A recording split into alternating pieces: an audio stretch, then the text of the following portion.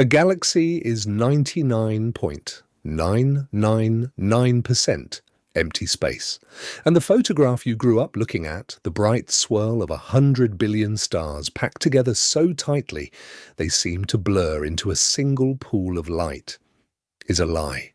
Not a deliberate lie, a necessary one. Because the truth, the actual texture of a galaxy when you zoom in until you can see what is really there, is a truth that our instruments were not built to show us, and our imaginations were not built to hold. Tonight, we are going to zoom in, not metaphorically, not in the casual way that narrators say the word zoom when they mean examine. We are going to walk, step by step, from a galaxy seen as a single bright smudge, from a dark mountaintop on Earth all the way down to a single photon travelling through the gap between one star and its nearest neighbour. And at every step of the journey, we are going to measure what is actually in the frame, what is bright, what is dark, what is there. And the answer, the one that nobody tells you because it does not fit on a poster in a science museum, is that a galaxy is mostly nothing. A galaxy is so mostly nothing that if you removed every star, every planet, every gas cloud, every molecule of anything, the void left behind would be almost indistinguishable from the galaxy itself.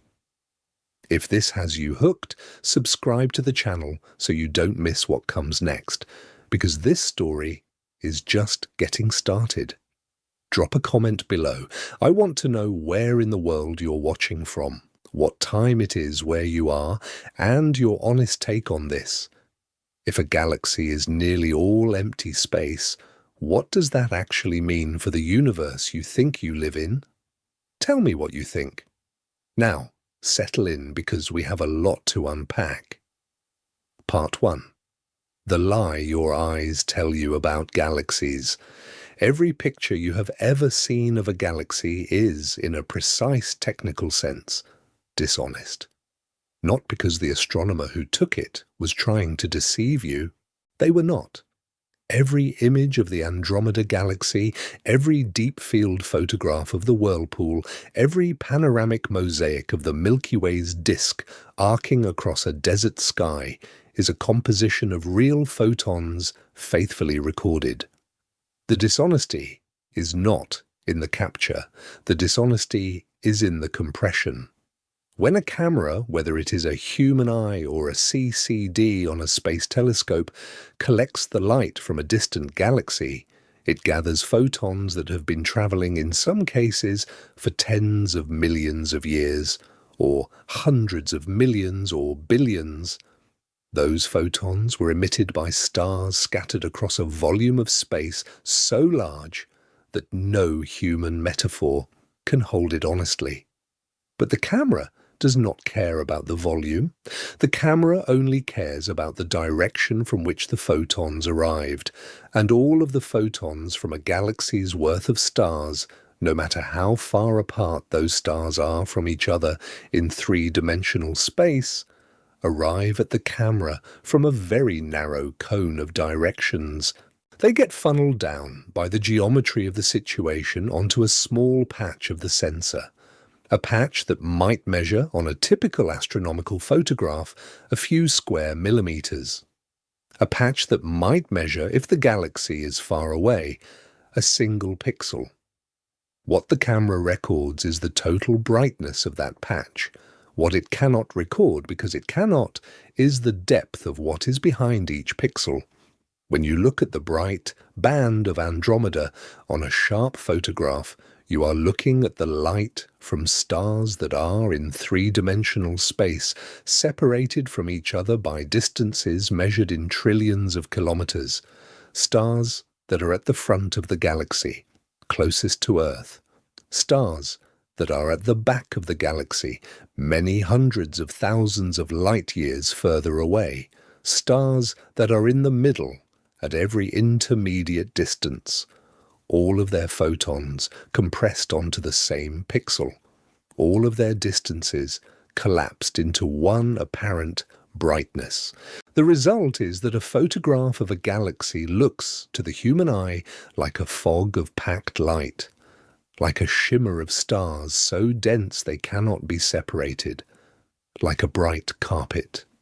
And this impression is so visually powerful, so immediate, that almost everybody who looks at a galaxy photograph carries away from the experience a feeling of density, a sense that a galaxy is something crowded, something full, something that, if you could somehow drop yourself into it, would surround you with stars on every side, the way a forest surrounds you with trees. This impression is wrong. This impression is wrong by many orders of magnitude. This impression is wrong in a specific, measurable way that we are going to walk through carefully over the next hour and 45 minutes. And by the end of the walk, you will understand what a galaxy actually looks like when you stop photographing it and start flying through it. What it feels like to be inside a structure that contains 100 billion stars and, simultaneously, contains almost nothing at all. The mismatch between the photographic impression and the three-dimensional reality is not a small mismatch. It is not a rounding error. It is not the kind of thing a careful observer would notice if only they squinted harder at the image. It is, mathematically, a factor of something like 10 to the 14th, a 1 followed by 14 zeros. That is the scale of the gap between what our eyes see when they look at a galaxy image and what is actually there. A gap so large that the same object, measured by two different techniques, gives answers that feel like they cannot possibly describe the same thing. Let that land for a second. The galaxy you picture in your mind and the galaxy you would encounter if you could fall into one are separated as mental models by a factor of 100 trillion. You have been carrying around the wrong image of a galaxy your entire life, not because you misremembered it, because the image you were given was not capable of being right. The reason this matters is not aesthetic. It is not simply that the popular picture of a galaxy is inaccurate. The reason it matters is that the emptiness of galaxies, the enormous distances between the things that populate them, is one of the most important facts about the universe. It explains why galaxies can pass through each other without stars colliding. It explains why light travels so freely from one galaxy to another. It explains why the universe is mostly transparent, mostly quiet, mostly dark. And it explains why the search for life, the search for signals, the search for any kind of cosmic company is as difficult as it has turned out to be. You cannot understand any of this while you still picture a galaxy as a bright carpet of stars. The first thing we have to do before we can go any further is unmake that picture. We have to replace the photograph with the reality. We have to walk into the galaxy and see what is actually there. Part 2. What 1 pixel of Andromeda actually contains. The Andromeda Galaxy is the closest large galaxy to our own. It is about 2.5 million light-years away. You can see it with your naked eye on a dark night as a faint oval smudge of light, slightly larger than the full moon. In a modest telescope it resolves into a bright elongated disk with a brighter core.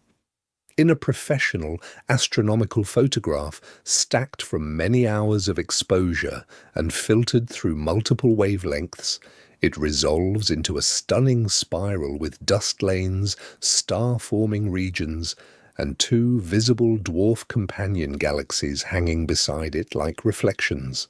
A typical high-resolution image of Andromeda, the kind you can find on NASA's website, is composed of roughly 400 million pixels. Each pixel, at that resolution, represents a patch of sky about 1 arc second across. At Andromeda's distance of 2.5 million light-years, 1 arc-second of sky corresponds to a real distance across the galaxy of roughly 12 light-years. A single pixel, in other words, is looking down a column of space 12 light-years wide at the galaxy's face-on distance and extending all the way through the galaxy, from the front to the back. Some parts of Andromeda are thin.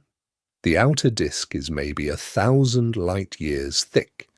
The central bulge is more like 10,000 light-years thick. Call it on average a few thousand light-years. A single pixel represents a column of space 12 light-years wide and a few thousand light-years deep. Inside that column, how many stars are there? The answer depends on where in the galaxy you are pointing. In the bright central bulge, the star density is high enough that a 12 light-year wide column, reaching through a few thousand light-years of galaxy, might contain several thousand stars. At the edge of the visible disk, where the galaxy is thinning out, the same column might contain only a few dozen. On average, across the bright part of Andromeda, a single pixel of a NASA photograph is looking at, very approximately, 1,000 stars. 1,000 stars, 1 pixel, no way to separate them. All of their photons compressed into a single brightness value, a single number that the camera records, and the image processor displays as a single dot of color on your screen. Now ask the question you should probably be asking. If a single pixel contains 1,000 stars, how close together are those stars? How densely packed is the region of space that produced that pixel? Here is where the reality of a galaxy begins to separate from the impression of a galaxy. 1,000 stars, distributed through a column of space 12 light-years wide and 3,000 light-years deep, occupies a total volume of roughly 400,000 cubic light-years. 400,000 cubic light-years for 1,000 stars. That works out to 1 star per 400 cubic light-years. 1 star in a cube that measures 7.5 light-years on a side. 7.5 light-years. That is the distance from the Sun to a point well beyond the orbit of Alpha Centauri, the nearest star system to our own. That is further than any human-made spacecraft has ever travelled, by a factor of more than 1,000. That is a distance so large that if you wanted to cross it at the speed of a commercial airliner, it would take you 6.5 million years of non-stop flight, no refueling, no sleeping, no stopping to look at the view. 7.5 light-years. That is the average spacing in the bright central region of Andromeda, between one star and the next. That is the empty distance that a camera photographing Andromeda compresses into a single bright pixel. That is the fog that, from 2.5 million light-years away, looks like a solid sheet of light. Let me say that again so it registers. In the brightest, densest, most star-populated part of one of the brightest galaxies in the universe, the average distance between stars is larger than the distance from our Sun to the nearest star. And that star, the nearest one to us, is already so far away that we have never been to it, and we probably never will. If we took the entire population of 1,000 stars in 1 pixel of Andromeda and laid them out in a simple three-dimensional grid, each star would be closer to 7.5 light-years from its nearest neighbour than to any other star in the grid. Each star would be alone in its own cube of nearly empty space, a cube bigger than the entire interstellar neighbourhood we have ever explored. This is the truth that the photograph cannot show you. This is the truth that no image of Andromeda has ever captured, because no camera can capture it without a cartographer's projection. without a walkthrough, without the patience of a narrator willing to stop and say, "This is what is really there," and to let the unreality of the picture you are holding dissolve. The picture says dense. The picture says packed. The picture says crowded. The three-dimensional reality says empty, says scattered, says alone. Part 3. The first jump. From galaxy to spiral arm. Let us start the zoom. We begin where every human being starts their relationship with a galaxy, which is from outside it. Standing on Earth, on a clear night, far from city lights, you look up at the sky and see the Milky Way. What you are seeing is our own galaxy, viewed edge-on from within, a band of diffuse light that stretches from horizon to horizon. You are inside the Milky Way. You have always been inside it. The sun has always been inside it. Every human being who has ever lived has spent their entire existence embedded within one of the spiral arms of the Milky Way, moving with it, rotating with it, carried along by its slow rotation around a central black hole whose gravity organizes the entire structure. But for the purposes of this walk, we are going to step outside. We are going to pretend as if we had a spacecraft capable of doing so, to fly out above the galactic plane by a distance large enough to see the whole galaxy at once.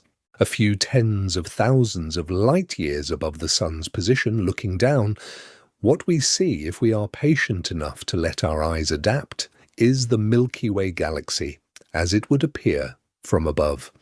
A central bulge of old yellow stars, several spiral arms sweeping out from the bulge, curved by the differential rotation of the disk, dust lanes threading along the inner edges of each arm, dark against the bright starlight. A diffuse halo of old stars and globular clusters surrounding the disk, extending far beyond the visible structure. The whole thing, from end to end, about 100,000 light-years across. At this scale, the galaxy looks like a photograph, dense, bright, packed with stars that blur together into a continuous sheet of light.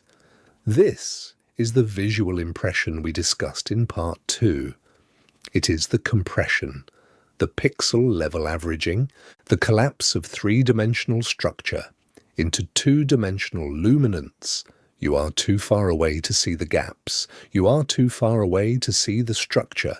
You are seeing only the sum of all the light emitted by all the stars in the galaxy, projected onto the retina of your imagination, and you are reading that sum as density.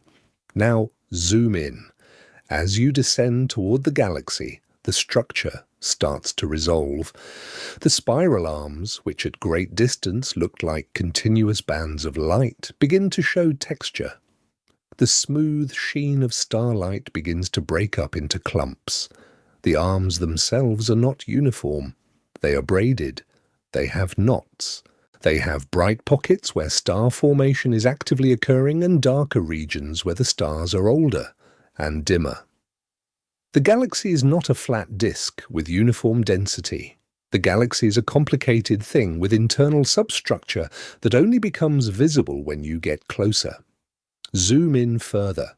Pick a spiral arm. The arm we want to explore is the Orion arm, the minor spur of the Milky Way in which our own sun resides.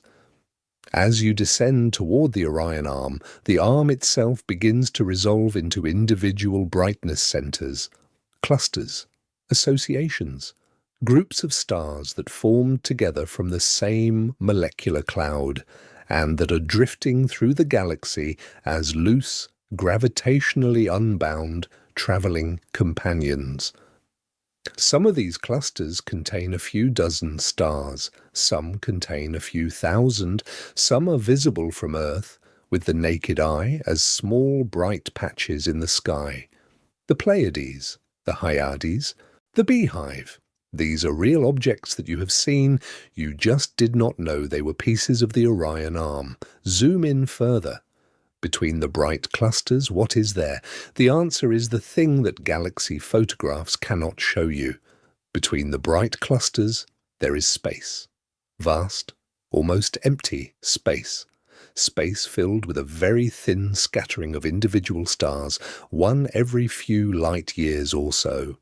Space threaded with filaments of interstellar gas and dust. Some of them organized into nebulae where new stars are forming, most of them spread out so diffusely that you would have to look for kilometers to find a single hydrogen atom. Space through which the solar wind of our sun flows, a tenuous bubble of charged particles extending out to about 100 astronomical units beyond the orbit of Pluto, into a region called the heliopause, where the sun's influence finally gives way to the diffuse pressure of the interstellar medium. At this zoom level, the Orion Arm is no longer a bright band. It is mostly darkness threaded with sparse stars. The clusters are bright islands in a sea of mostly empty space. The typical distance between individual stars in the arm, outside the clusters, is a few light years. And those few light years are, on the scale of anything a human being has ever experienced, a distance that collapses language. Part 4. The distance between stars in the arm. The Sun's nearest stellar neighbour is a triple star system called Alpha Centauri. It is, in astronomical terms, practically next door. You can see it from the southern hemisphere as a single bright point of light, the third brightest star in the night sky. In a small telescope, it resolves into two stars orbiting each other. In a larger telescope, or in the careful measurements of a professional observatory, a third, much smaller, much dimmer star becomes visible, orbiting the pair at a great distance. That third star is called Proxima Centauri, because it is, by a small margin, the closest star to the Sun. Proxima Centauri is 4.24 light-years away. That is the distance in technical terms that light, travelling at 300,000 kilometres per second, covers in 4 years and 3 months. Let me give you a different way to think about that. A commercial airliner flies at about 900 kilometres per hour. If you could somehow build a commercial airliner that could fly through the vacuum of space and you pointed it at Proxima Centauri and started the engines, it would take you roughly 5 million years to arrive. 5 million years without stopping, without refueling, without any maintenance, with the engines running continuously. By the time you arrived, the species that built the airliner would have evolved into something unrecognizable, or gone extinct, or both. A different comparison. The Voyager 1 spacecraft, launched in 1977, is currently the fastest human-made object ever to travel outward from the Sun. It is moving at about 17 kilometers per second, or roughly 60,000 kilometers per hour, which is about 66 times the speed of a commercial airliner. At Voyager 1's speed, the trip to Proxima Centauri would take approximately 73,000 years. 73,000 years of continuous flight. The entire span of behaviourally modern human history is only about 50,000 years. If Voyager 1 had left at the time of the first cave paintings in Europe and had been travelling continuously ever since, it would still have 23,000 years of flight left before it reached the nearest star, 4.24 light-years. That is the typical spacing between stars in the disk of the Milky Way, in the general neighbourhood where the Sun resides. That is the emptiness that separates one star from the next. That is the gulf that the bright photograph of the Orion Arm compresses into a pixel. Now, consider what 4.24 light-years looks like as a volume of space. The Sun sits at the centre. Proxima Centauri sits at the edge 4.24 light-years away. Between the two there is a sphere of space with a volume of about 320 cubic light-years. Inside that sphere, how many things are there? The Sun, 8 planets, a few dozen moons, a scattering of asteroids and comets, a vast number of small icy bodies in the Oort cloud. Beyond that, interstellar space populated by the occasional rogue planet, by perhaps a few small brown dwarfs, by a diffuse scattering of hydrogen atoms and dust grains, and by nothing else of any substantial mass at all. 300 cubic light-years between our Sun and the nearest star. 300 cubic light-years of almost perfect emptiness.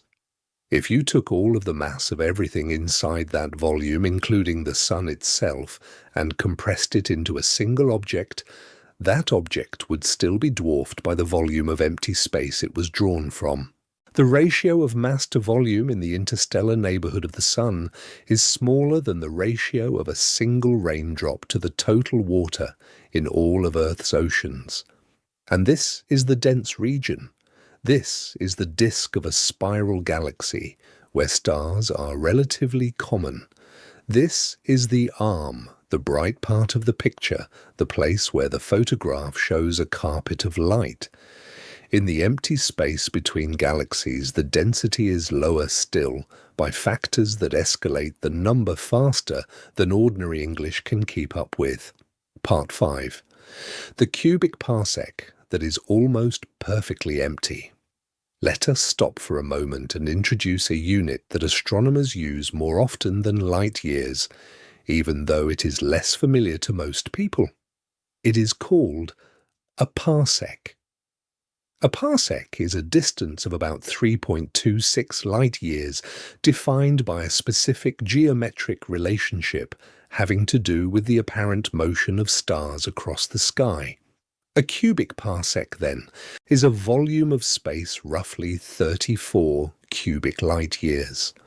In the general neighborhood of the Sun, the density of stars is about 1 star per cubic parsec. 1 star in 34 cubic light-years. 1 star in a volume of space that, if you tried to walk across it at the speed of light, would take you more than 3 years to traverse in any direction. 1 star in a cube of space so large that human language does not have a built-in word for its scale. What is in the rest of the cubic parsec? That is the question we should be asking, because the answer is what makes the galaxy empty. The answer is almost nothing. A cubic parsec contains, on average, about 1.5 atoms of hydrogen per cubic centimeter of space. That sounds like a lot. Atoms are small. 1.5 atoms per cubic centimeter seems numerically like not nothing, but translated into something you can feel. On Earth, at sea level, a cubic centimeter of air contains about 2.5 times 10 to the 19th molecules. 2.5 followed by 19 zeros. Compare that to 1.5 atoms in the same cubic centimeter in interstellar space. The ratio is roughly 10 to the 19th. The vacuum between the stars is 10 billion times thinner than the air you are breathing right now. And even that is the average. In particular regions of the galaxy, where interstellar clouds are drifting, the density is higher. In other regions, the intercloud medium, the density is lower. In the very emptiest parts of the galaxy, the diffuse warm ionized medium, the density drops to less than 1 atom per cubic meter. Less than 1 atom per cubic meter. That is the kind of emptiness that exists between the stars, averaged across the quieter regions of the disk. Let us try to picture what this means. Imagine you are a photon, traveling in a straight line across the disk of the Milky Way. You are moving at the speed of light. The galaxy's disk is about 100,000 light-years across. How much matter do you encounter on your journey from one edge of the galaxy to the other. The math works out under average conditions to roughly 15 grams of matter per square centimetre of your flight path. 15 grams, about the mass of half an ounce of water, spread across a distance of 100,000 light-years. That is the density of matter averaged along a galaxy-crossing line of sight. That is what the photon has to push through to get from one side to the other, and most photons emitted from one side of the galaxy do, in fact, make it to the other side, because the density is so low that collisions are rare. The galaxy is transparent to itself. A galaxy is, in a very real sense, a mostly empty volume of space through which light travels almost unimpeded, with occasional bright sources, the stars, and a thin mist of absorbing matter threaded between them.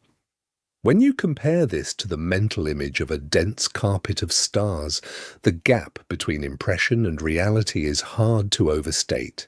The galaxy is emptier than anything you have ever imagined being empty. The galaxy is emptier than the best vacuum humans have ever made in a laboratory by many orders of magnitude. The galaxy is, to first approximation, nothing. 100 billion stars scattered like grains of sand across a volume so large that the grains might as well be alone. Part 6. The gulf between one star and the next. Let us zoom in further. We have already measured the average distance between stars in the Sun's neighbourhood, 4.24 light-years, roughly. That is the distance to Proxima Centauri. But that is just the closest star. Most stars are further apart from their nearest neighbours than that. The Sun, as it happens, is in a slightly below average density region of the galaxy, in a volume of space called the local bubble, which is a region of reduced gas density, carved out by supernova explosions that occurred a few million years ago. Inside the local bubble, the stellar density is slightly lower than the galactic average. The typical distance between a star and its nearest neighbour in the local bubble is perhaps 5 or 6 light-years. Let us pick a direction and fly. We leave the Sun, we pass the orbits of the planets, we cross the heliopause, we enter interstellar space. What do we encounter? The honest answer is almost nothing. We pass through the diffuse interstellar medium, the thin mist of hydrogen and dust. Every few tens of billions of kilometres, we might encounter a single small dust grain, a particle of silicate or carbon no larger than a smoke particle. Every few cubic kilometres, we might encounter a single hydrogen atom. Otherwise, nothing. Vacuum so thin it is almost perfect. We fly for a light-year, nothing substantial. We fly for 2 light-years, still nothing. We fly for 3, 4, and eventually, after 4¼ light-years of flight, we approach Proxima Centauri, a small red dwarf star, about 1/8 the mass of the Sun, dim and cool, orbited by at least 2 planets. We have arrived at our first stop. Between the Sun and Proxima Centauri, there has been nothing of any substantial mass. The journey has been, by any human standard, an empty one. Now, consider what Proxima Centauri is in the context of this emptiness. It is, in astronomical terms, a close neighbour. It is the closest other star, and it is 4¼ light-years away, which means that most of the interstellar neighbourhood, the region within a few light-years of the Sun, is empty. The few objects that are there are separated by distances so vast that the phrase interstellar neighbourhood is almost a contradiction in terms. A neighbourhood, in human experience, is a place where you can see your neighbours. In the interstellar sense, a neighbourhood is a region where your nearest neighbour is a spot of light that will take 70,000 years to reach at the fastest speed humanity has ever achieved. Let that land for a second. This is not a rhetorical flourish. This is the geometry of a spiral galaxy at the resolution where individual stars are separable. The stars are not packed together. The stars are not close.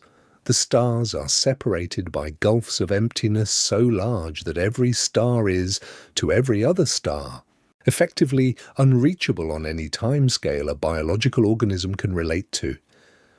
Each star sits in its own vast bubble of interstellar space, visiting the others only across spans of time that dwarf every timescale of life, every timescale of civilization, every timescale we have been given by our own existence to measure.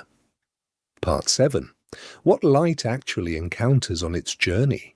When we say that a galaxy is transparent to its own light, what we mean in specific physical terms is this.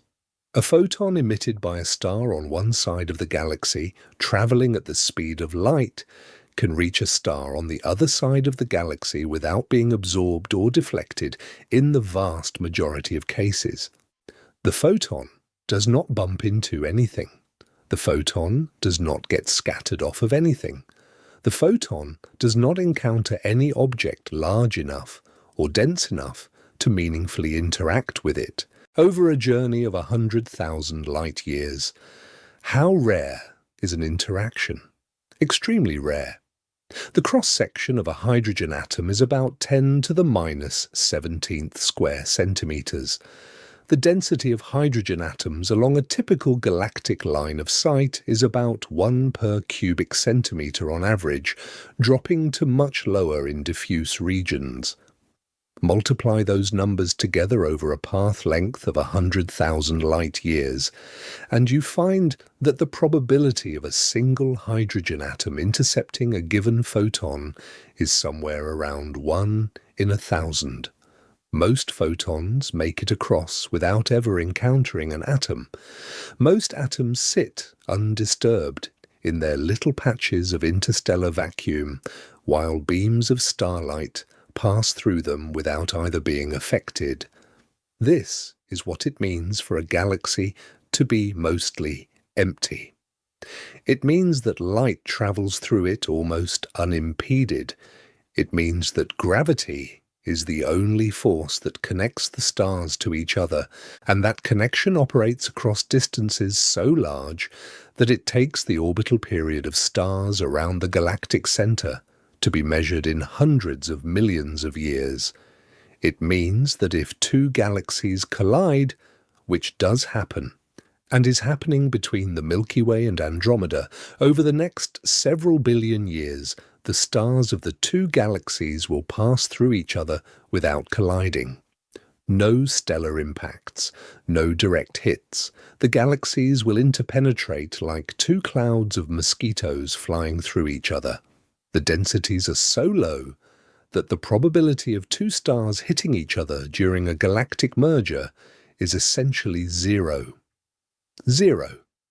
Think about that for a moment. Two galaxies, each containing hundreds of billions of stars moving through each other at hundreds of kilometers per second, and not a single pair of stars statistically is likely to physically hit another. The galaxies disrupt each other's shapes. Gravity pulls individual stars onto new orbits. The cumulative tidal forces reshape both galactic disks into wild plumes and streamers, but the stars themselves never touch. The emptiness is so thorough that even in the most violent galactic event short of a merger with a supermassive black hole, individual stars are safe. This is one of the stranger facts about the universe, and it is also one of the most reliable. The emptiness protects us.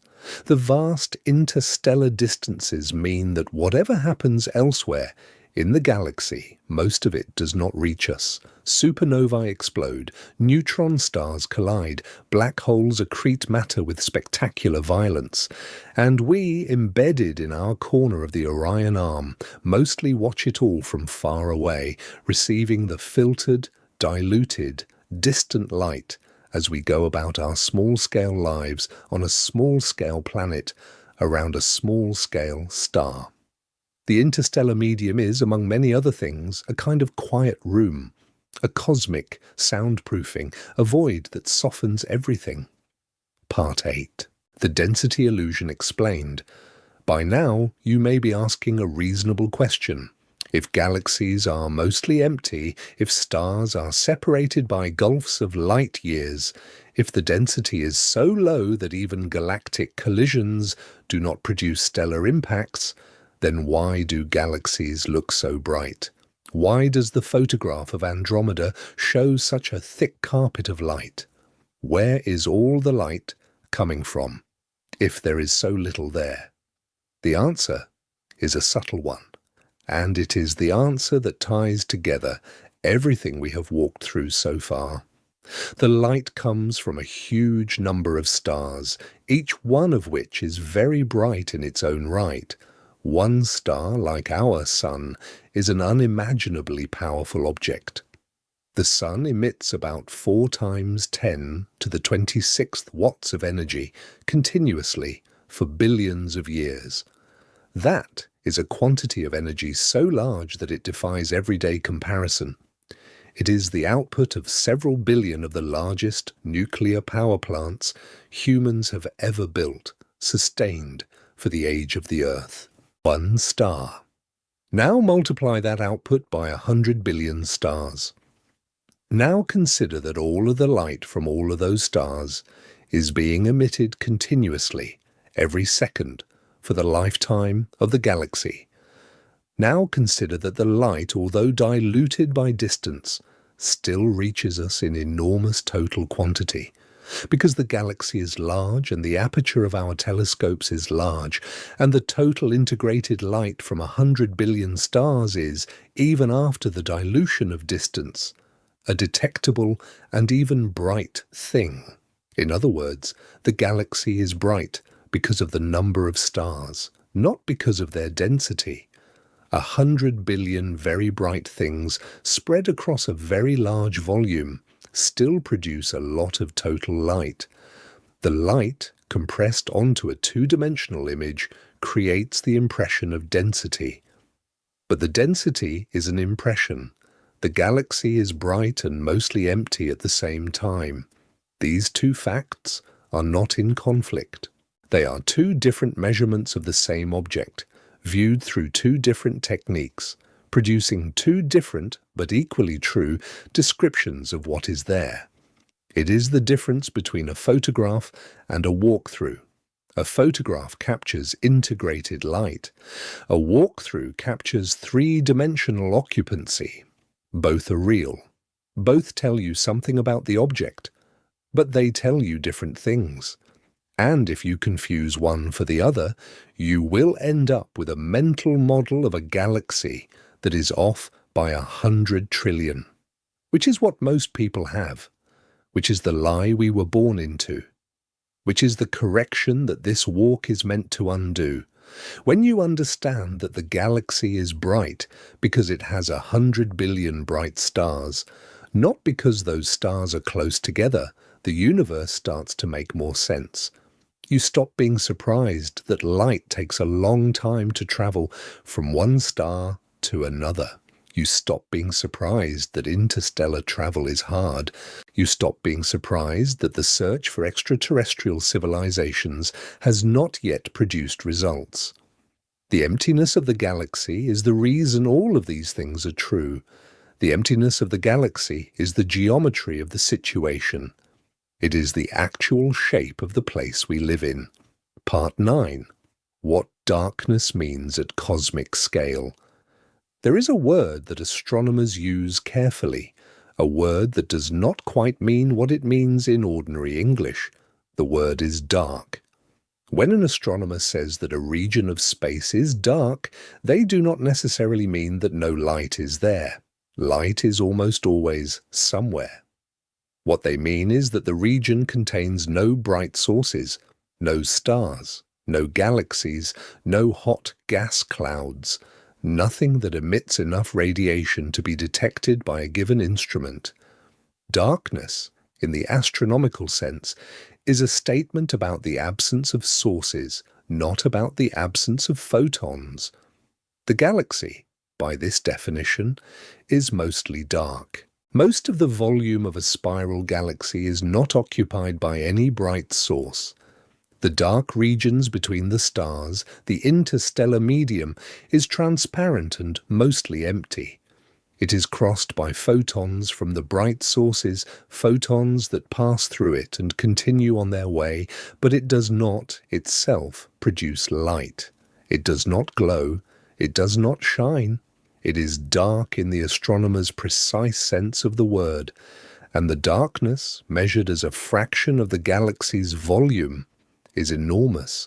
The fraction of a typical spiral galaxy that is occupied by actual stars, by the physical bodies of hot, glowing suns, is a number so small that it is easier to state as a ratio. The ratio of stellar volume to galactic volume for the Milky Way is about 1 part in 10 to the 20th, 1 part in 100 billion billion. That is the fraction of the galaxy that is stars. The other 99.99999999999% is empty. Let that land for a second. 99.9 followed by 10 more 9% of a galaxy, by volume, is empty space. If you want to find stars, you have to search. If you want to find empty space, you only have to point, anywhere, any direction. Most of the volume is empty. The stars are exceptions, bright points scattered across a vast darkness that constitutes the actual substance of the galaxy. Part 10. The Solar System as a Scale Model. Before we keep zooming out into the galaxy, let us zoom in one more time past the star into the solar system itself. Because the solar system contains, in miniature, the same lesson we have been walking through on the galactic scale. The solar system is mostly empty space.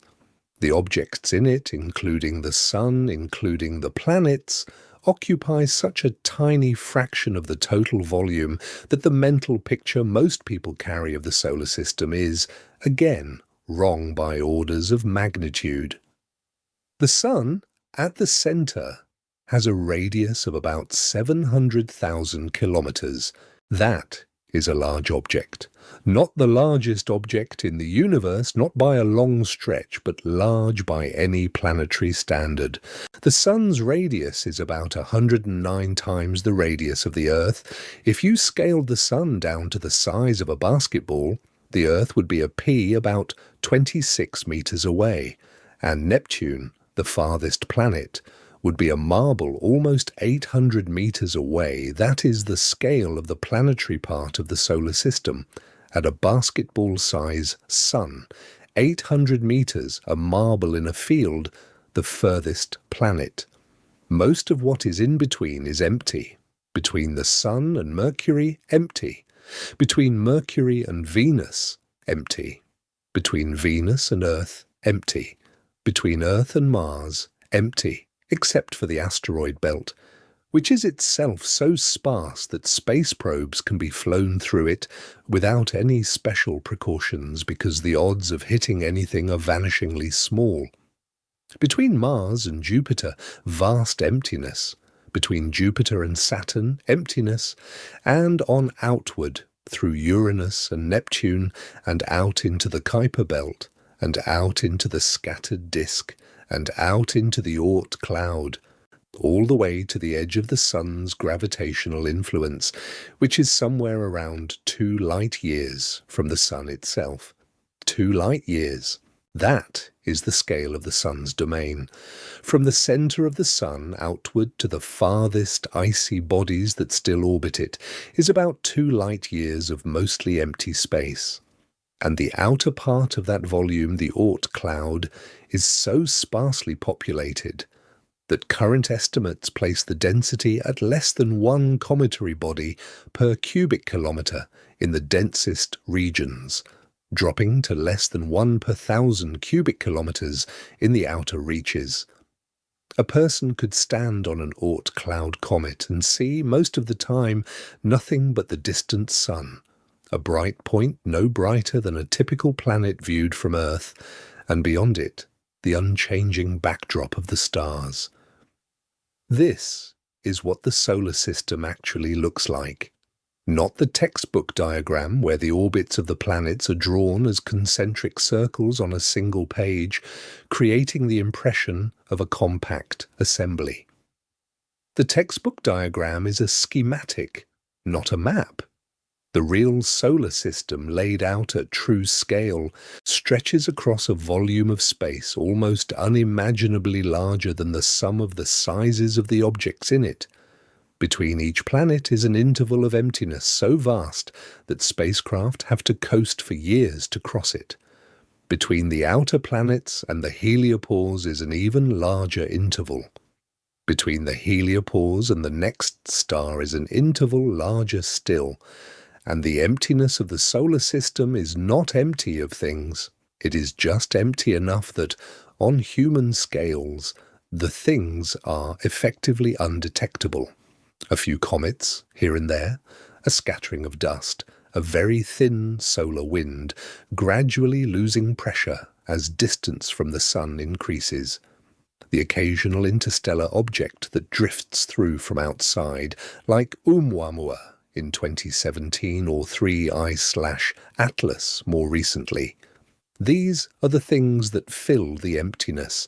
They are so rare relative to the volume that for most purposes the solar system is a vacuum, punctuated by a few rocky and gaseous exceptions.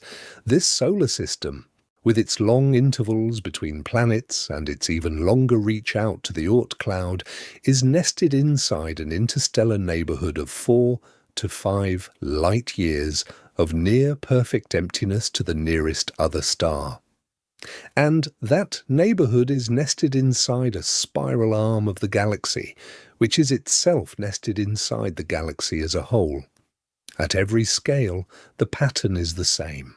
A few bright or solid objects surrounded by vast volumes of nothing much. The hierarchy of emptiness repeats at every level of the zoom. Part 11. What Milkomeda will actually look like. 4 billion years from now, give or take, the Milky Way and Andromeda are going to collide. This is one of the few predictions in astronomy that can be made with real confidence, because we can measure Andromeda's motion toward us directly through Doppler measurements of its approach velocity and proper motion measurements of its sideways drift. The two galaxies are moving toward each other at about 110 kilometers per second. They are about 2.5 million light-years apart. Do the arithmetic, and the collision becomes inevitable on a timescale of a few billion years. But what does a galactic collision actually look like? This is where the emptiness we have been walking through becomes beautifully relevant, because a galactic collision, contrary to what the word collision implies, is not a crash. It is not a smashing.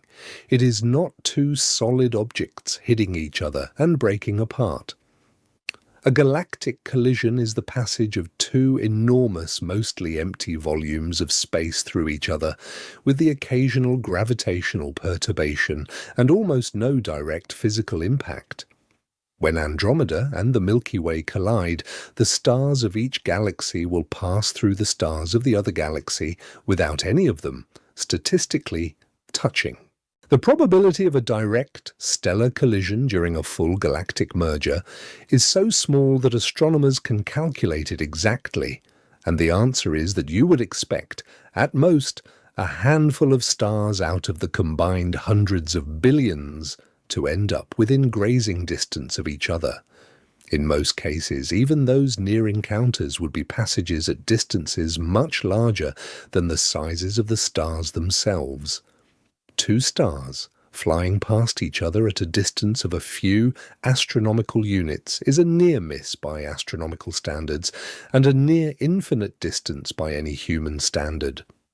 What will be disturbed is the gas. The diffuse interstellar medium of the two galaxies will collide and mix, and where clouds of gas are swept together at high relative velocities, shock waves will compress them and trigger new episodes of star formation. The collision will light up each galaxy with bright new clusters of young, hot stars. It will reshape the dust lanes. It will produce streamers and tidal tails of gas and stars pulled out of the two galactic disks by gravitational interaction. Viewed from outside, the two galaxies will look disrupted, dramatic, beautiful, reconfiguring themselves into strange new shapes over hundreds of millions of years. And viewed from inside, from a planet orbiting a sun-like star somewhere in the Orion Arm, the collision would be largely imperceptible on a human timescale. The sky would slowly change over millions of years as Andromeda's bright core grew visibly larger in the night sky, eventually overlapping with and then merging with our own galactic band. But no sudden events. No near misses, no explosions, just a slow, majestic rearrangement over spans of time that make human civilization look like a frozen moment. The final product of the merger, sometimes called Milkomeda, will be a single, large, elliptical galaxy, formed from the combined populations of both parent galaxies. The spiral structure will be gone, disrupted by the merger. The disk will have settled into a more spherical, more diffuse arrangement. The supermassive black holes at the center of each galaxy will eventually sink toward the center of the merged system, and, over another long interval, spiral together and merge into a single, larger black hole. The new galaxy will shine for tens of billions more years, slowly using up its gas, slowly fading as its young stars age.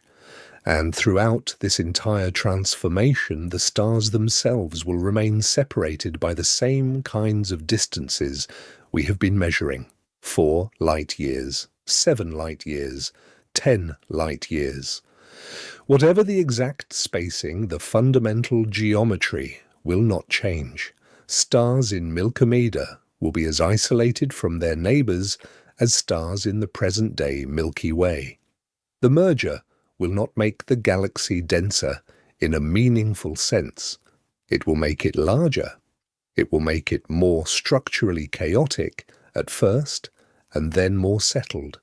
But it will not resolve the fundamental emptiness that defines every galaxy. The emptiness is not an accident of the Milky Way's current configuration.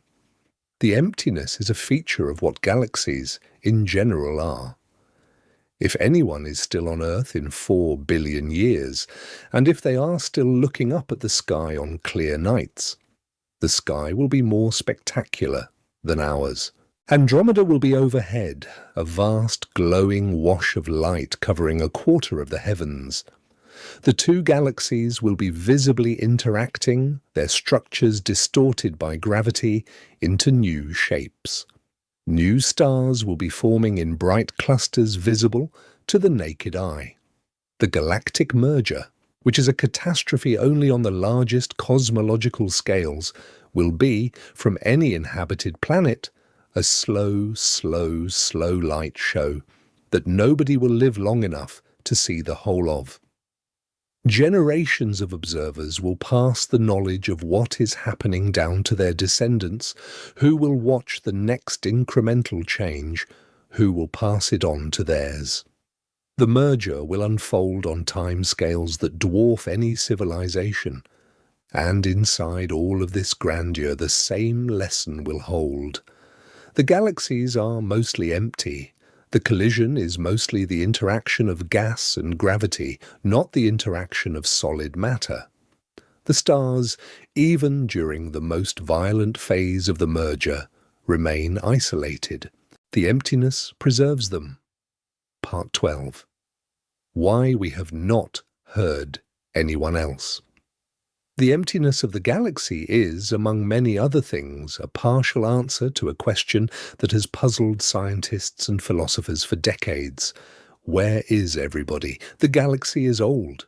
The galaxy is large. The galaxy contains, on current estimates, something like 10 to the 10th potentially habitable planets. Civilizations, if they arise with any regularity, should have had time to develop, to spread, to signal. And yet, across the decades that we have been listening for signals from other civilizations, we have heard nothing that we can confirm as artificial.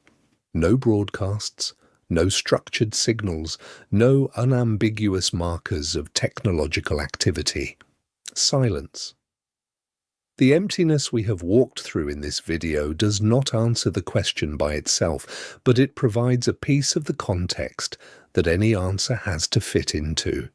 Here is the piece.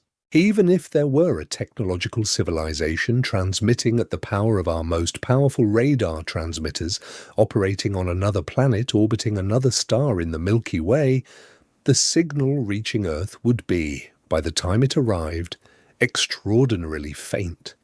A civilization 1,000 light-years away, broadcasting at our current power levels, would produce a signal at Earth that is below the detection threshold of every radio telescope currently operating. A civilization 10,000 light-years away, operating at our power levels, would be completely undetectable with existing technology.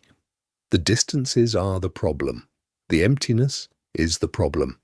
The galaxy is large and signals weaken as they spread out across that largeness, according to the inverse square law of radiation propagation. A signal strong enough to be heard across a galaxy-spanning distance would need to be intentionally, ferociously powerful, orders of magnitude more powerful than our own strongest transmitters, designed specifically to reach across the emptiness. And there is no reason to assume that every civilization out there has chosen to build such beacons, or has the energy budget to power them, or has survived long enough as a technological society to maintain them. The emptiness of the galaxy is not a proof that we are alone. It is a reason that, even if we are not alone, we might still not have heard anyone. The silence we experience when we listen to the sky is consistent with many different realities. A universe in which life is extraordinarily rare. A universe in which life is common, but intelligence is rare. A universe in which intelligent life is common, but technological civilization is rare. A universe in which technological civilization is common, but sustained broadcasting is rare. A universe in which broadcasting does occur but is drowned in the background noise of the galaxy, undetectable to our current instruments. Each of these possibilities is, in its way, a different face of the same geometric fact. The galaxy is large. The stars are far apart. Light and signals weaken as they travel. The emptiness of the medium is what shapes all of it. Before we can answer the question of whether anyone else is out there, we have to accept that the place we are searching in is so vast and so empty that finding a single whisper against the quiet is harder than most people have intuitively understood. The emptiness is not a verdict on cosmic loneliness. The emptiness is the background against which any search has to take place, and it is the reason that the search has been, so far, so unfruitful. Not because nothing is there necessarily, because nothing is close enough and loud enough and aimed in the right direction and arriving at the right moment to have reached our ears yet. This is the second-order meaning of the emptiness we have been walking through. The galaxy is mostly nothing, and the nothing has practical consequences for the kinds of questions we are able to ask and to answer. It shapes our isolation, it shapes our silence, it shapes the honest limits of what we can know about the rest of the universe, from the small position we occupy within it. Part 13. The photon's journey. Let us end the zoom the way we began it, but reversed. We started by imagining a photograph of a distant galaxy collapsed onto a pixel, and we unpacked what was actually inside that pixel. Now let us follow the reverse path.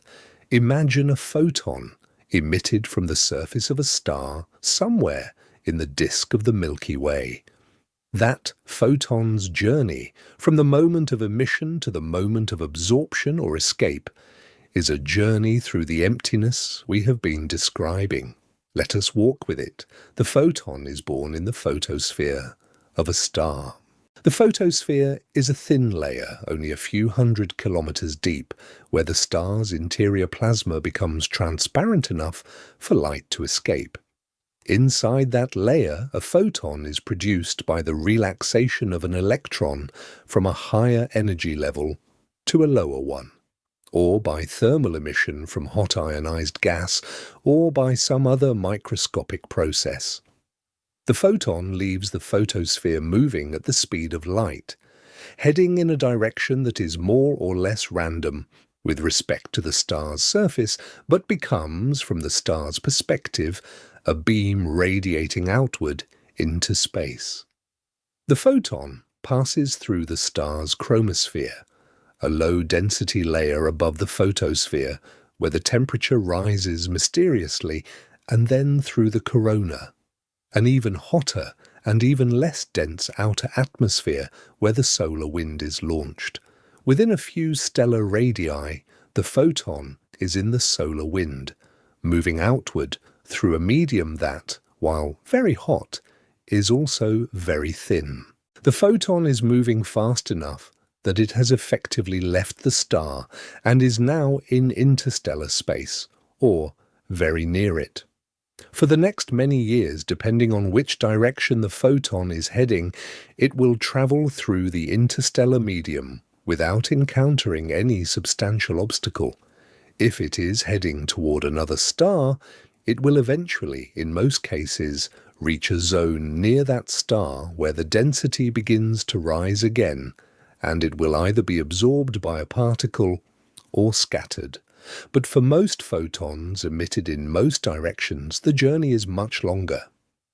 The photon crosses light year after light year of almost perfect vacuum, passing through dust grains, passing through hydrogen atoms, passing through the tenuous mist of the interstellar medium without interaction. The photon keeps going. Eventually, the photon may reach the edge of the galaxy, leaving the disk, entering the galactic halo, an even lower density region occupied by old stars, globular clusters, and dark matter. The photon traverses the halo, again without substantial interaction, and then exits the galaxy entirely, entering intergalactic space. And intergalactic space is emptier still, orders of magnitude emptier than the most diffuse regions of the galactic disk. A place where the photon may travel for hundreds of millions of years without encountering anything meaningful. If the photon is heading in the right direction, it will eventually reach another galaxy. It will encounter that galaxy's outer halo, then its disk, then its interstellar medium. It will, again, in most cases, cross through without interaction and exit the other side. Or, more rarely, it will be absorbed by a star, or a planet, or a telescope. If the photon lands on a telescope, it gets counted. It becomes a data point. It arrives at the sensor and contributes a single unit of brightness to a single pixel of an astronomical image. That is the journey. From the photosphere of a star in one galaxy, across interstellar space, across intergalactic space, across perhaps another galaxy's disk, to the sensor of a telescope on a planet orbiting another star in another spiral arm of another galaxy. A journey of millions of light years, a journey of millions of years, and in all that time, in all that distance, the overwhelming fraction of the photon's path is through emptiness, vacuum, interstellar medium, intergalactic medium, almost nothing. The photon passes through almost nothing on its way to the sensor. And when we look at a deep field image, we are looking at the photons that made this kind of journey and happen to end up at our telescope.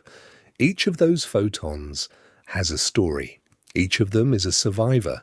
Each of them has traveled across volumes of emptiness that humans cannot directly grasp, carrying with it information about the star that emitted it, the galaxy that contained the star, the epoch of cosmic history during which the photon was born.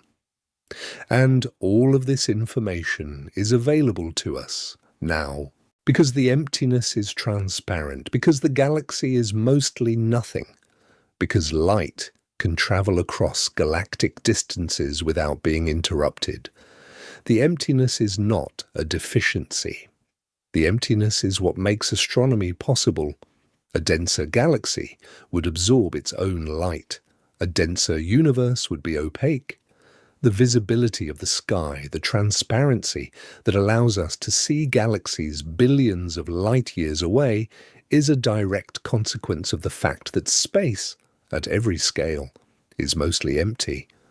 The same emptiness that isolates stars from each other and civilizations from each other is also the emptiness that allows light to reach us from the edge of the observable universe. We can see deep because the universe is thin. We are alone because the universe is thin. Both facts come from the same geometry. This is the balance we live inside. The galaxy is mostly nothing, and the nothing lets us see everything. The nothing lets photons travel for billions of years without being stopped. The nothing lets the sky on a dark night be filled with the light of stars whose emission events are millions or billions of years old. The nothing connects us across enormous distances to every luminous object in the cosmos. And the nothing also holds us apart from every other possibly inhabited world, making us isolated, making our search for company difficult, making the reality of cosmic loneliness, whatever its ultimate shape, a consequence of the same thin geometry that makes astronomy possible in the first place. Every time you look at a galaxy, remember this: the galaxy is mostly nothing. The nothing is what makes the galaxy visible. The nothing is what makes the journey of its photons possible. The nothing is the actual substance of the universe. The stars are the rare, beautiful exceptions to the larger rule of quiet and distance. And we, here, on Earth, under our thin blue sky, are one of those rare exceptions looking up at all the others, across the vast, transparent emptiness that separates us and connects us at the same time. Part 14. The dark halo you cannot see. There is a piece of the galaxy we have not yet talked about, and it is, in terms of mass, the largest piece of all. Everything we have been zooming into so far, the stars, the interstellar medium, the spiral arms, the disk, the central bulge, all of that together accounts for roughly 15% of the total mass of the Milky Way. The other 85% is something else, something that does not emit light, something that does not interact with electromagnetic radiation of any kind that we have been able to detect. Something that, in terms of the emptiness we have been measuring, adds a new layer to the question of what the galaxy actually is. It is called the dark matter halo. and it surrounds the visible galaxy in a roughly spherical cloud that extends far beyond the disk, far beyond the visible halo of globular clusters and old stars, far beyond any point you would mark on a photograph as the edge of the galaxy.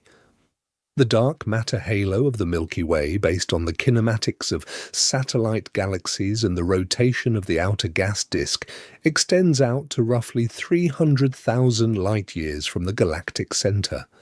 That is 3 times the diameter of the visible galaxy. A sphere of invisible gravitating material, holding the whole visible structure inside it like a walnut inside a large piece of fruit.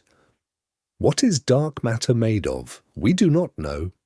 We have been searching for decades. We have built detectors deep underground to look for the rare interactions of dark matter particles with ordinary atoms.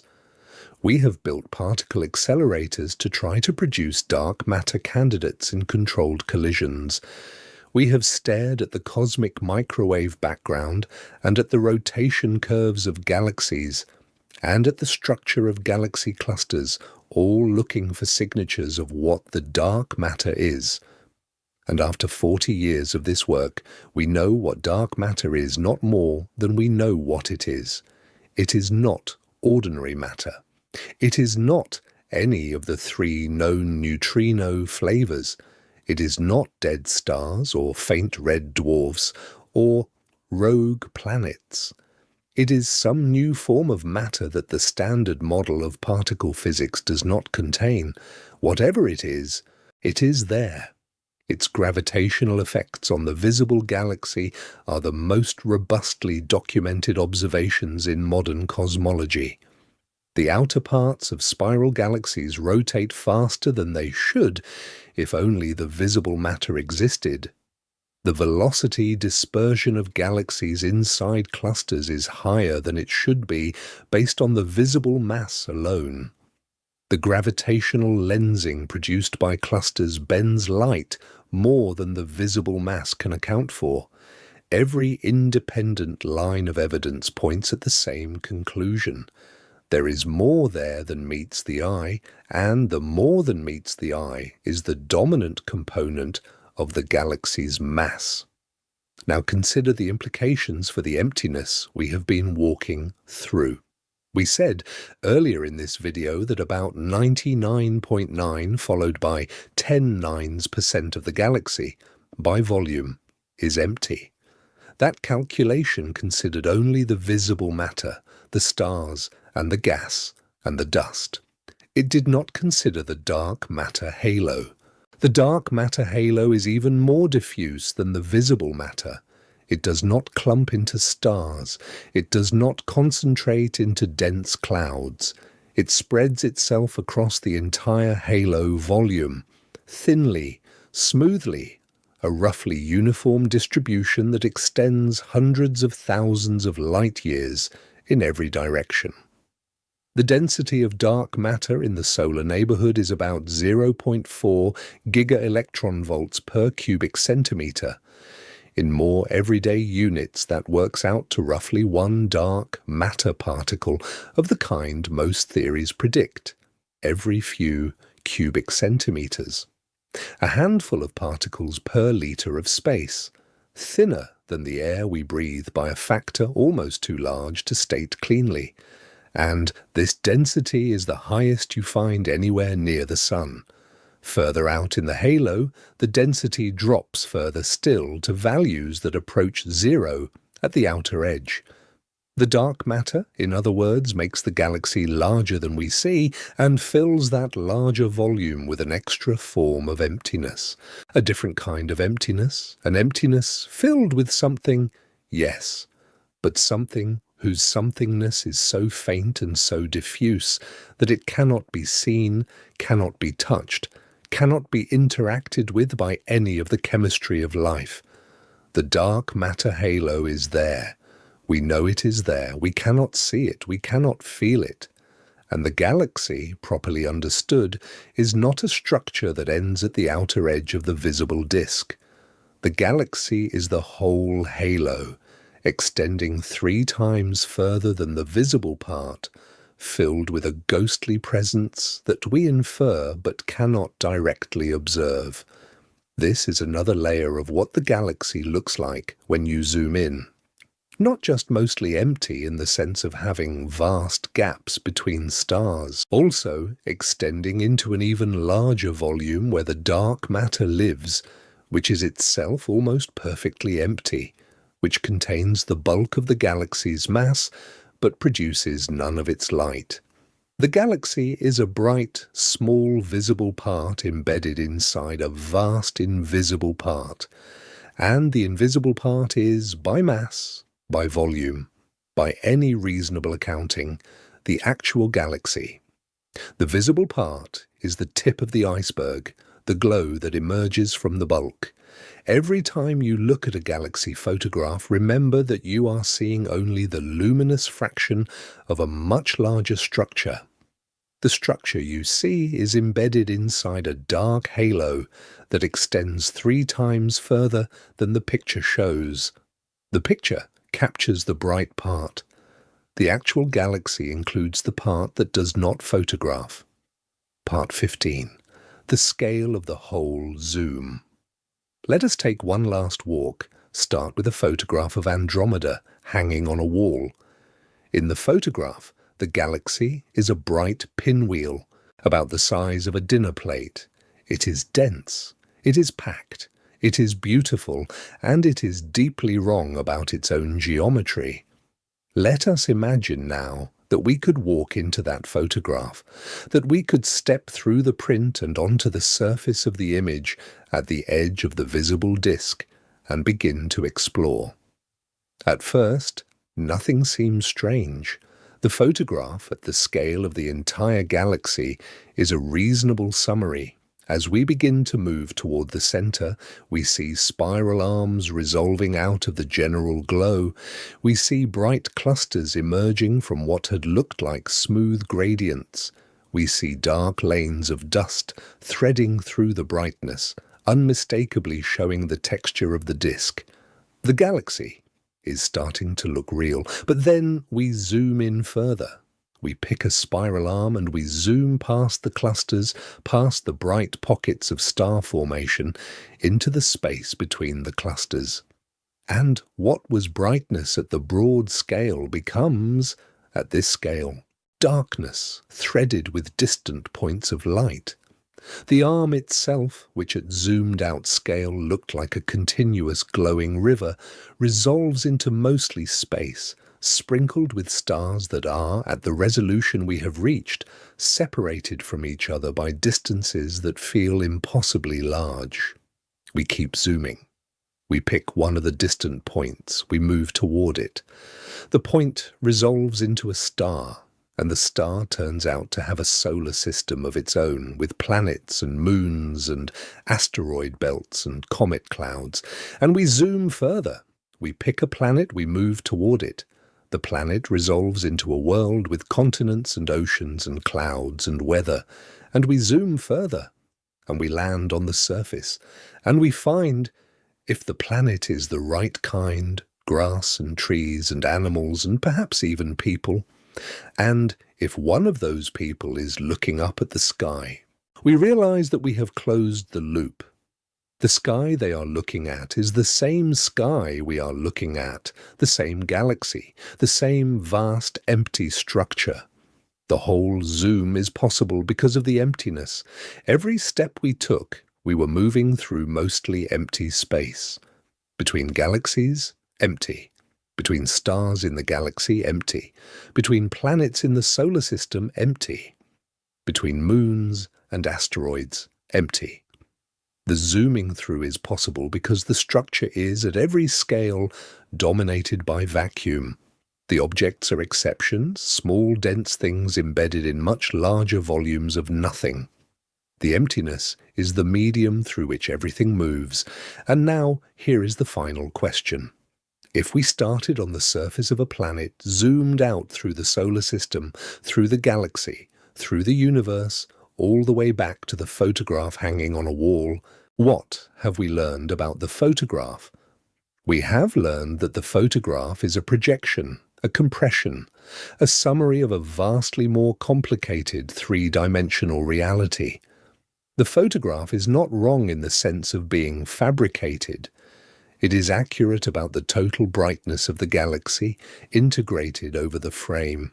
But it is misleading about the density of the galaxy, about the spacing of the stars, about the sheer emptiness of the medium those stars are embedded in. The photograph tells you something true and, at the same time, hides everything else. This is the paradox of astronomical imaging. The photographs are honest, and the photographs are misleading. Both are true. The photographs record the light, and the photographs cannot record the space. The photographs are the only representation of distant galaxies we will ever have, and they leave out the thing that defines those galaxies more than anything else: the emptiness. If we want to know what a galaxy really is, we have to supplement the photograph with the walkthrough. We have to do what we have just spent an hour and 45 minutes doing. We have to zoom, we have to measure, we have to count the stars and calculate the distances and translate the numbers into metaphors we can feel. We have to build inside our own minds a model of the galaxy that is not constrained by what a camera can capture. This is not easy work. The mental model requires effort. It requires holding in the imagination volumes and distances that our ancestors had no occasion to develop intuitions for. But the work is worth doing. Because the real galaxy, the one with all the emptiness restored to it, is a more honest object than the galaxy of the posters.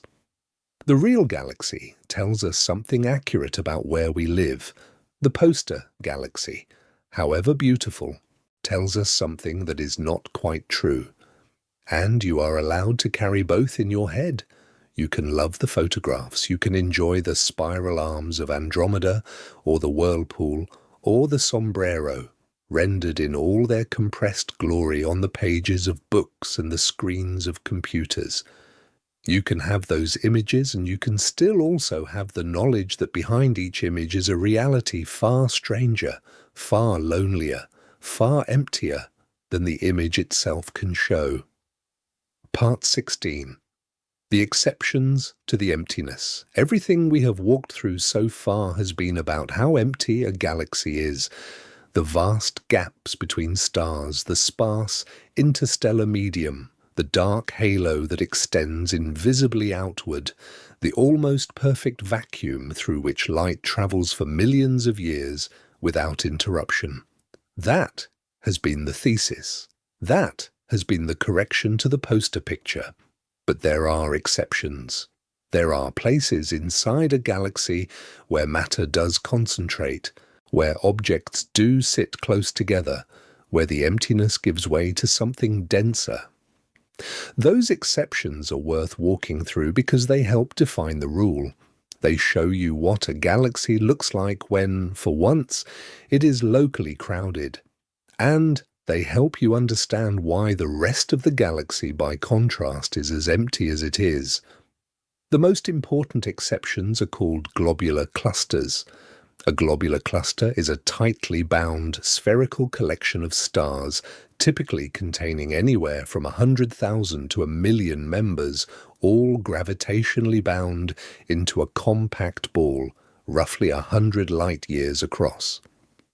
Globular clusters are found mostly in the halo of a galaxy, orbiting the galactic center on long, slow, eccentric paths. The Milky Way has about 150 known globular clusters. Other large galaxies have more. What makes a globular cluster dense? The answer is that a lot of stars are packed into a small volume.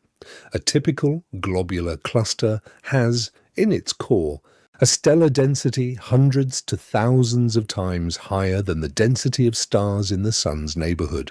In some extreme cases, the core density can exceed 1,000 stars per cubic light-year, compared to roughly 1 star per 250 cubic light-years in the Sun's neighborhood.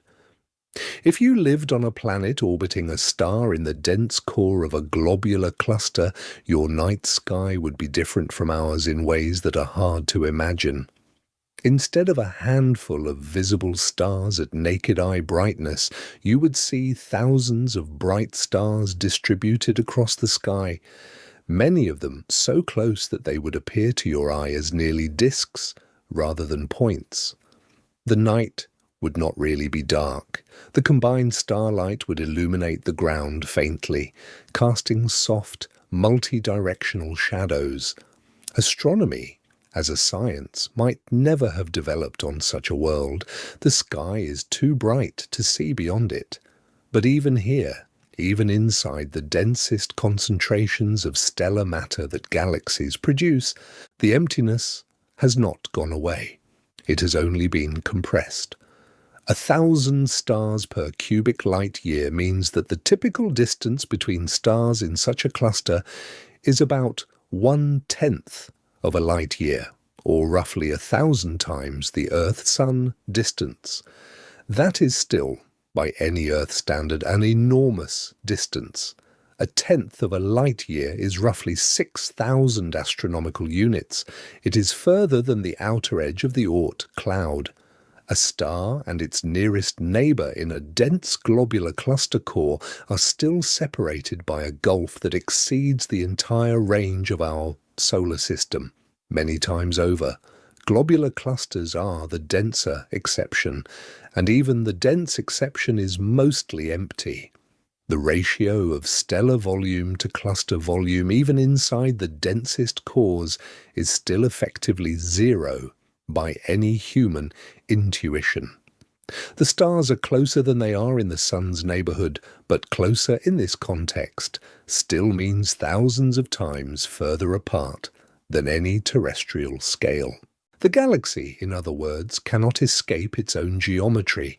Even in its most concentrated regions, the gaps between things are still enormous. The emptiness is not a feature of a particular location. The emptiness is a feature of galactic structure everywhere. Outside the globular clusters in the much larger volumes of the galactic disk and halo, the density falls back down to the numbers we have been using throughout this video.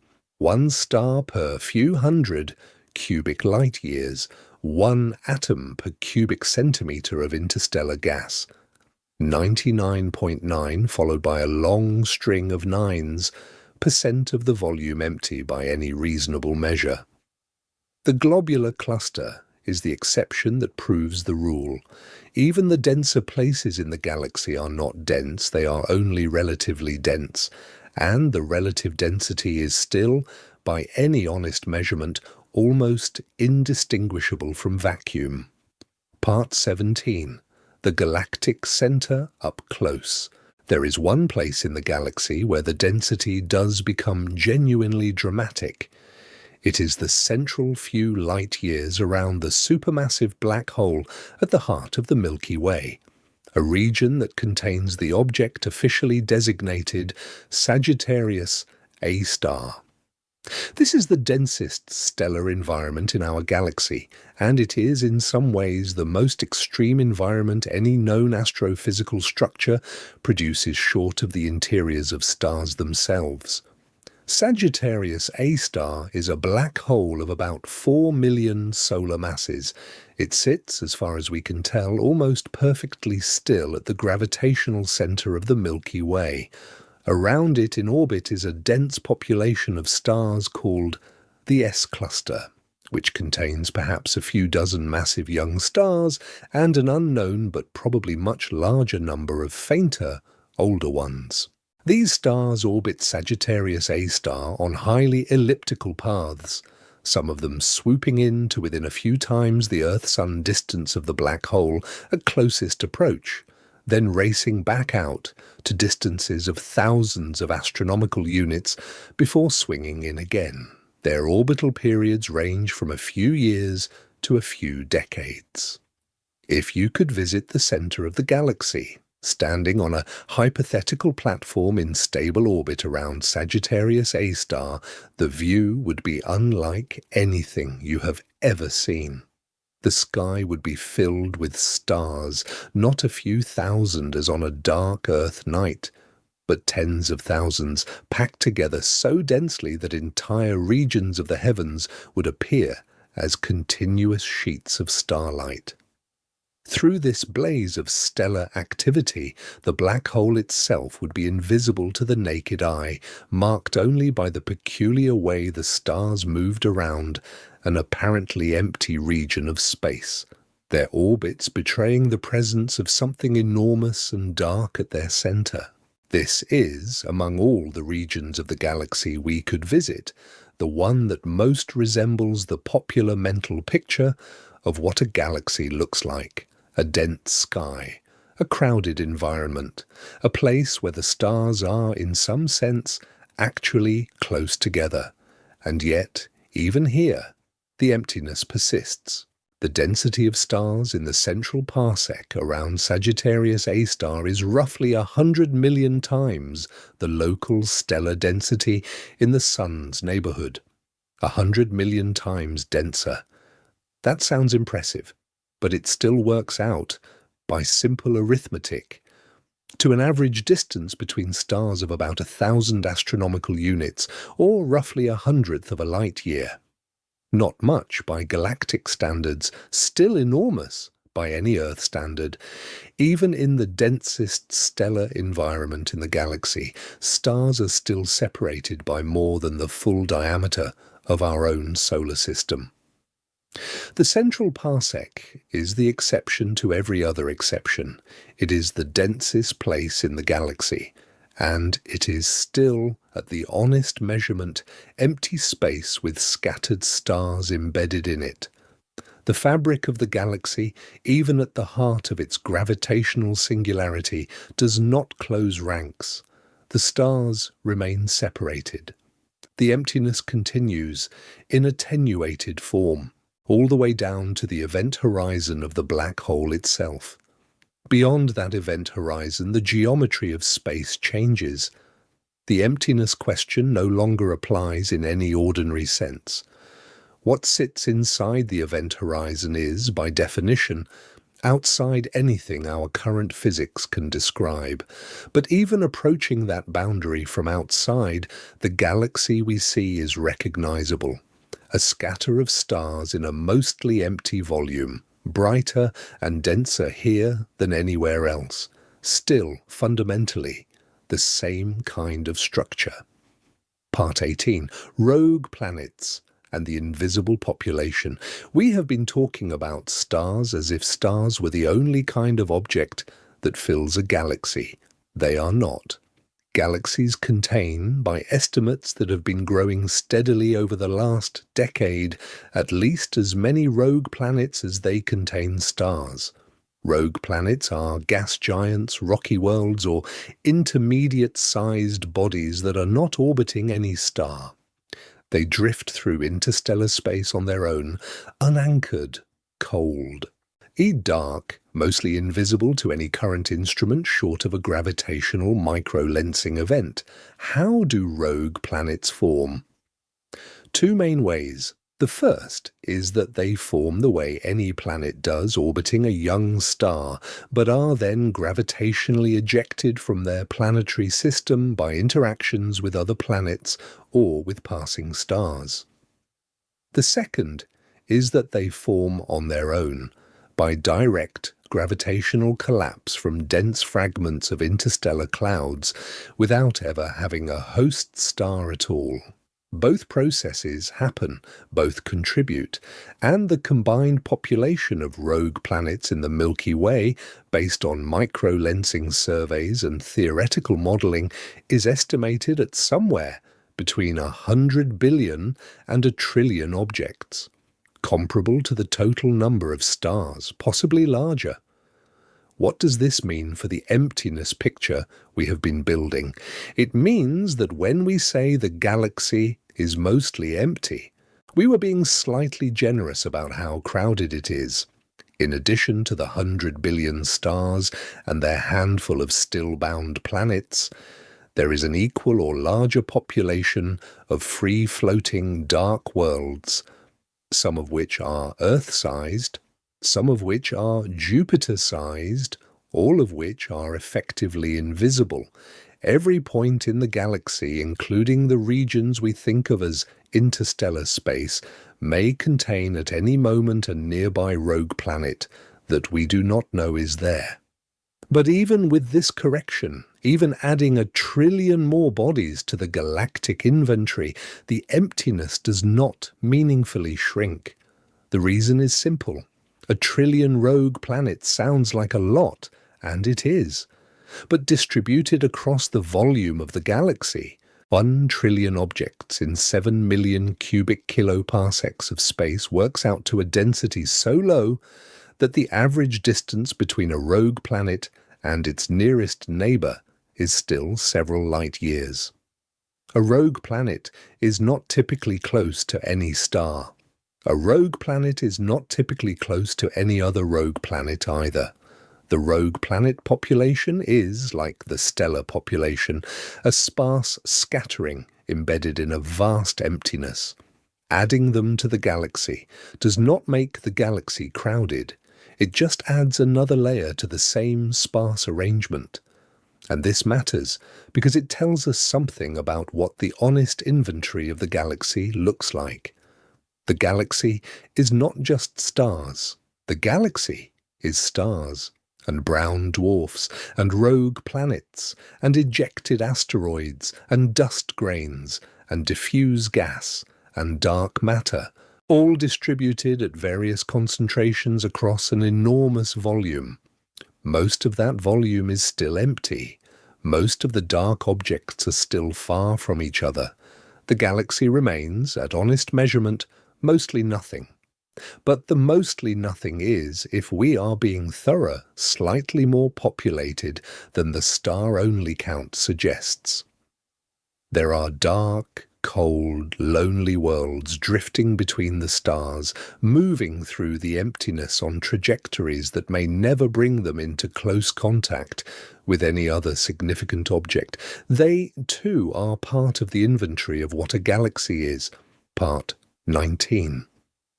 The view from a ship that could travel between stars, imagine as a thought experiment that we had built a spacecraft capable of traveling at 1/10 the speed of light. That speed is beyond our current technology by orders of magnitude. No propulsion system we have yet built or yet credibly designed could accelerate a macroscopic payload to that velocity. But suppose, for the sake of argument, that we had one. What would a journey between stars look like from the cabin of such a ship? The journey to Proxima Centauri, our nearest neighbor, would take about 42 years at 1/10 of the speed of light. 42 years of continuous flight. You would leave Earth. You would spend roughly a year accelerating. Then you would coast for 40 years through the mostly empty interstellar medium. Then you would decelerate, spending another year slowing down. And then, 42 years after departure, you would arrive in the Proxima Centauri system, ready to explore. What would you see during those 40 years of coasting? Almost nothing. The stars ahead of you and behind you would be slightly shifted in wavelength by the Doppler effect, blue shifted ahead and red shifted behind, but only slightly. At 1/10 the speed of light, the shift is modest. The stars would look basically like they look from Earth. The sun would appear as a bright yellow point, fading to a dimmer point, fading to a point you could barely distinguish from the other stars in the background. Proxima Centauri would appear as a dim red point, slowly brightening over the decades as you approached. Between these two endpoints, the view would be dominated by the interstellar medium, which is to say, by almost nothing. You might occasionally pass close enough to a dust grain to register its presence on sensitive instruments. You might cross regions of slightly elevated density, thin clouds of hydrogen gas that the ship's shielding would easily deflect. You would not see stars closer than the endpoints because there are no stars in between. The gap between the Sun and Proxima Centauri, once you are inside it, is simply empty space stretching in every direction, with the two endpoint stars visible as distant points, and nothing else of significance to punctuate the view. 40 years of this. 40 years of almost identical view out every window of the ship. The stars drifting slowly across the sky as the ship's orientation and velocity gradually change. The Sun and Proxima Centauri, the two most important objects in the whole journey, both so distant for most of the trip that they are just points among points, and between them the emptiness, the void, the long patient crossing of a gap that, even at 1/10 the speed of light, takes decades of human time. This is what interstellar travel would actually feel like if we ever achieved the propulsion to attempt it. It would feel like emptiness. It would feel like a long, slow coast through almost nothing, with the occasional faint nebula or distant globular cluster visible as a small bright region in the distance, but nothing nearby. Nothing touchable. Nothing that would come close enough to be examined during the journey. The galaxy, at honest scale, is a place that punishes travellers with emptiness. Every trip is mostly coast. Every coast is mostly uneventful. Every destination is reached only after durations that strain biological timescales. We, as a species, have never taken a trip like this.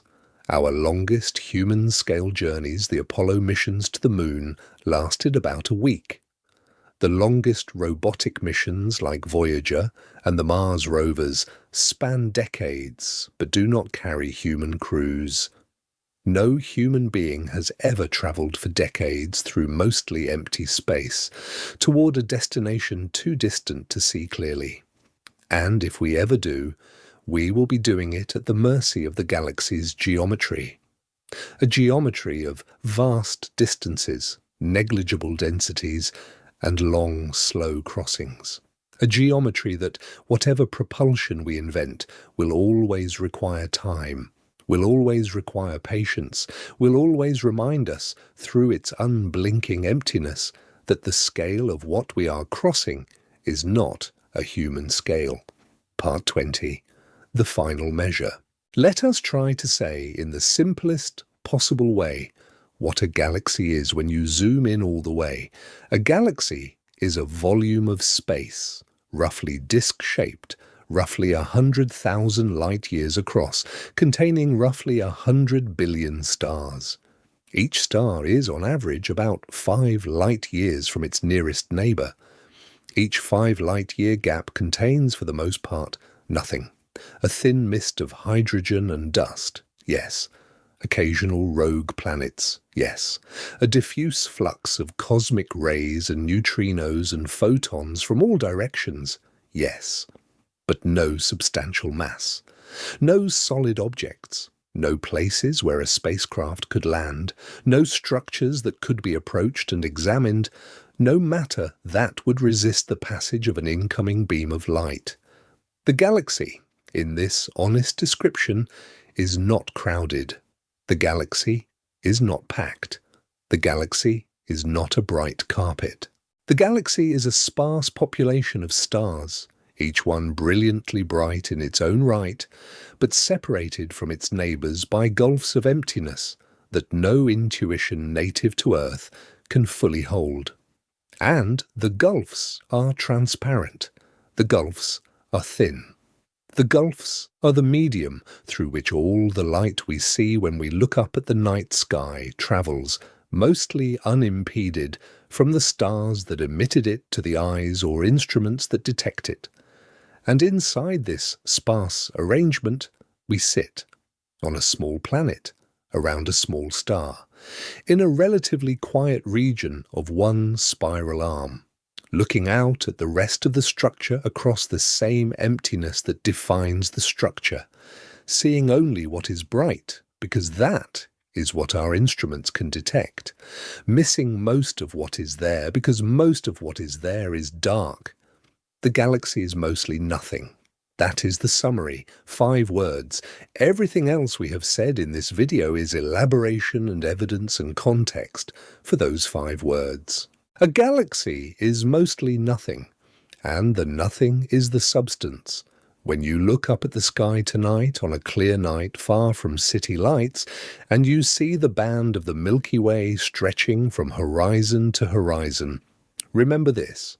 You are looking at a 2-dimensional projection of a 3-dimensional emptiness scattered with bright points. The bright points are the stars. The emptiness is the overwhelming majority of what is there. Your eye, in the act of seeing, is collecting the photons from the bright points and rendering them as a band of light. Your eye cannot render the emptiness. The emptiness is the part that your brain, looking at the photograph your eye has produced, has to imagine. Imagine it. Take a long breath and imagine the gulfs. Imagine how far one star is from the next. Imagine the transparent rivers of space through which the light is traveling toward you right now, having been in flight for hundreds or thousands or tens of thousands of years. Imagine the slow, patient, geometric structure of a galaxy at rest, rotating majestically around its center, hundreds of billions of tiny bright points held in place by gravity, separated by vast, silent volumes of almost perfect nothing. That is your galaxy. That is the thing you live inside. That is the structure whose outer rim is not the edge of anything, but the beginning of a larger emptiness, stretching out to the next galaxy, and the next, and the next. That is the shape of the place you exist in, and you looking up at it are one of the rare points inside it where the matter has organized itself into something capable of looking up, of wondering, of measuring, of understanding what it is looking at. The galaxy is mostly nothing, and you are one of the small somethings embedded in it. That ratio, the ratio of the nothing to the something, is the shape of your situation. And understanding the shape, even incompletely, even for a few moments at a time, is what it means to take the sky seriously. To let the emptiness become as real as the brightness. To let the galaxy show itself honestly, instead of compressed into the dishonest summary of a photograph. Part 21. Beyond the galactic edge. We have spent this entire video inside a single galaxy, the Milky Way, our home. But there is one more piece of the emptiness picture worth saying out loud before we close, which is what happens when you leave the galaxy entirely. When you cross the outer rim of the visible disk and keep going outward into intergalactic space, what do you find? What you find, first, is the diffuse outer halo, old stars and globular clusters orbiting at great distances from the main disk, some of them 200,000 or 300,000 light-years out. These are the last stragglers, the final outer signs that you are still gravitationally tied to the Milky Way. The density of stars in this region is much lower than in the disk. Even by galactic standards, the outer halo is empty. You could travel for thousands of light-years in the outer halo without encountering any significant object. Keep going. Cross through the outer halo, cross through the edge of the dark matter halo, which stretches further still, and eventually you enter the truly intergalactic medium. And the intergalactic medium is emptier than anything we have described so far. The intergalactic medium has an average density of about 1 atom per cubic meter. 1 atom per cubic meter.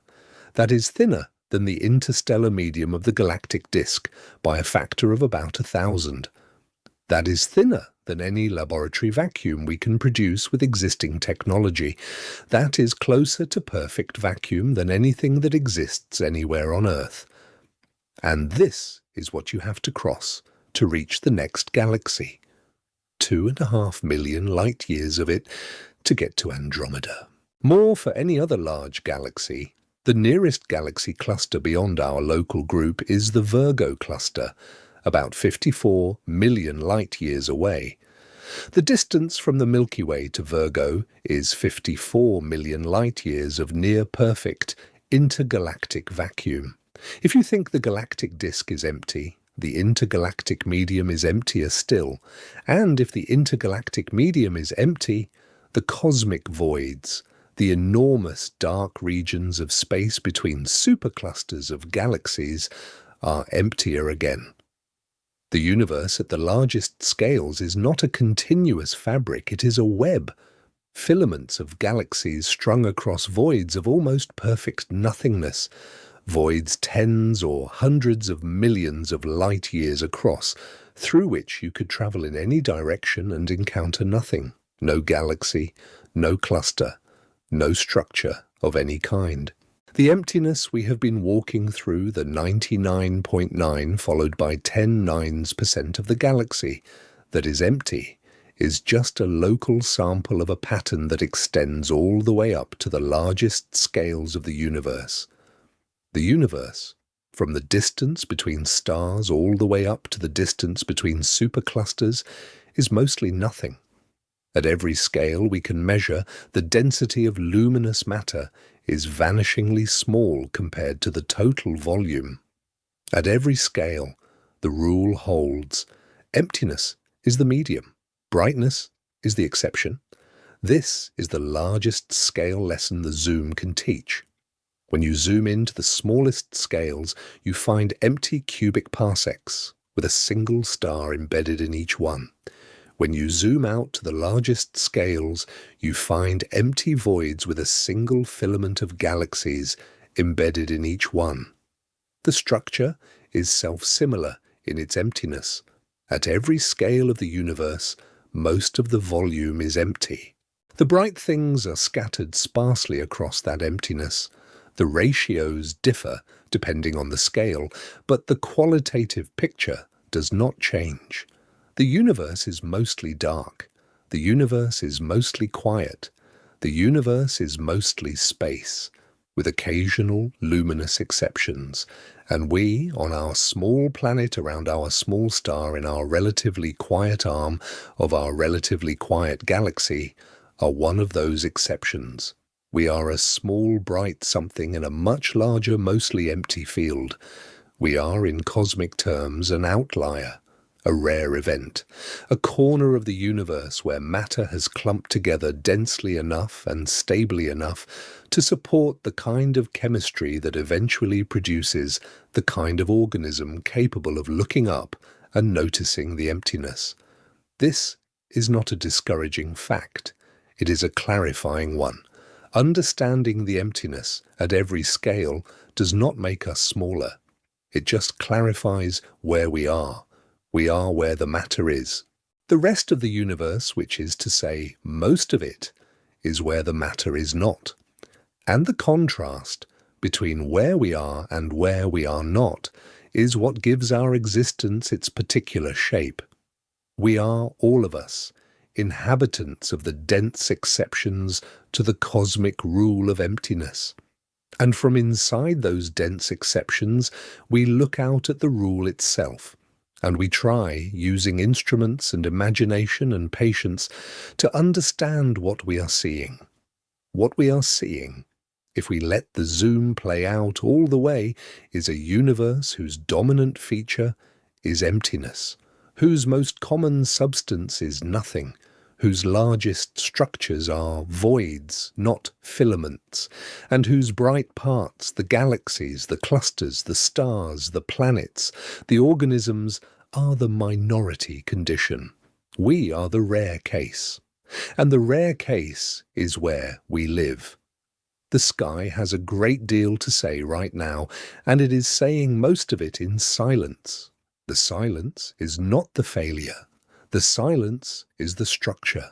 It is the shape of what a galaxy is when you look at it honestly, at the resolution where individual stars can be separated, where the distances between them can be measured, where the emptiness between them can be counted. A galaxy is mostly nothing, and the nothing is the most important part of the answer, not because the nothing is where the interesting things are, because the nothing is what makes the interesting things possible in the first place. Listen to the silence. Let the dark parts of the galaxy speak. Let the emptiness become as real in your mind as the bright points have always been. And then you will know what a galaxy actually looks like when you zoom in all the way. It looks like mostly nothing. It looks like light, scattered almost beyond the scope of any honest metaphor. It looks like the universe, which is the place, whether we remember it or not, that we have always lived.